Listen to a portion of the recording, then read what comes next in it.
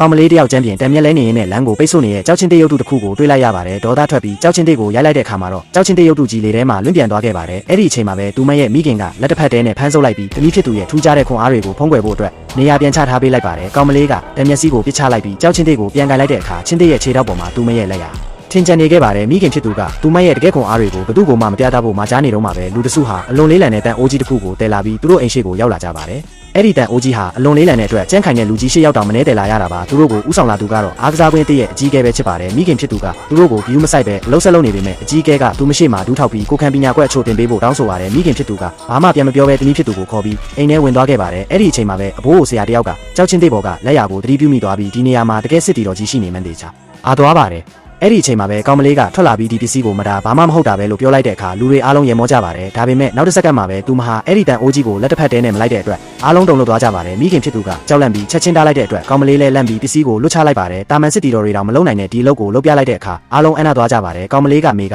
နေတိုင်းဒီထက်ပိုလေးတဲ့အရာတွေကိုမခိုင်းနေကြပါလို့ရိုးရေးစွာပြောလိုက်တဲ့အခါမိခင်ဖြစ်သူကကလေးကကိုခံပညာမတင်ဘူးကြောင်းတဘာဝအတိုင်းခွန်အားပိုးလို့နေတာဖြစ်ကြောင်းအကြောင်းပြလိုက်ပါတယ်တကယ်တော့သူမရဲ့မိခင်ဟာတနိုင်ငံလုံးမှာအတော်ဆုံးစစ်တီတော်ကြီးဖြစ်ခဲ့ဘူးသူပါအကြီးဆုံးပြိုင်ပွဲမှာအနိုင်ရတဲ့နေ့မှာပဲခင်မုန်းဖြစ်သူအသက်ခံလိုက်ရပါတယ်တေဆုံးခါနီးမှာခင်မုန်းဖြစ်သူကသူမကိုတိုက်ပွဲဝင်တဲ့လောကထဲကိုဘယ်တော့မှပြန်မဝင်တော့ဖို့ကတိပေးခိုင်းခဲ့တာကြောင့်သူမဟာသမီးဖြစ်သူကိုအပြင်လူတွေမသိအောင်ဖုံးကွယ်ပြီးပြုစုပြောထောင်လာခဲ့တာဖြစ်ပါတယ်လွန်ခဲ့တဲ့နှစ်ပေါင်းများစွာကသူမဟာအစွမ်းထက်တဲ့စစ်တီတော်တို့ရဲ့အသက်ကိုကယ်တင်ပေးခဲ့ဘူးပြီးအဲ့ဒီကျေးဇူးကိုပြန်ဆက်ဖို့အတွက်အခုလိုအကြဤကဲကရောက်လာခဲ့ခြင်းဖြစ်ပါတယ်